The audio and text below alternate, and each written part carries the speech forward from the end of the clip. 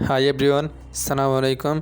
আজকের এই ভিডিওটির মধ্যে আমি দেখাবো যে আপনারা ফেসবুক পেজ আগে থেকে খুলে রেখেছেন, ভিডিও আপলোড করতেছেন, আপনার পেজে ফলোয়ার অনেক বেশি ফলোয়ার আছে, লাইক আছে।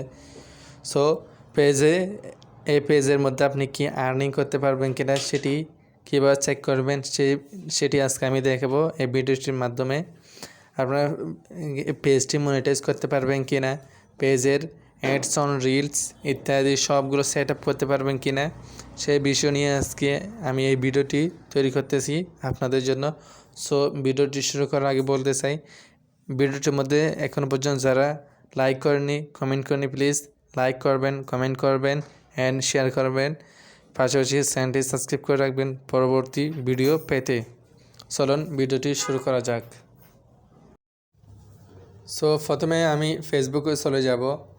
এরপর যে আমার প্রোফাইল আইকন আছে সেখানে ক্লিক করবার পর ড্যাশবোর্ডে আসার পর নিচে একটু স্ক্রল করব।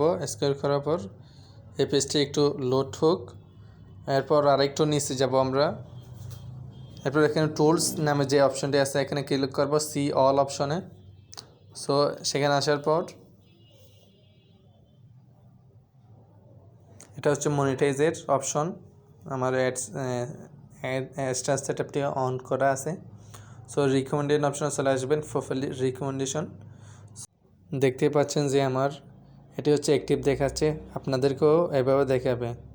সো ভিডিওটি ভালো লাগে তাহলে আপনি চ্যানেলটি সাবস্ক্রাইব করে রাখবেন আর ভিডিওটি আপনাদের বন্ধুদের সাথে শেয়ার করবেন।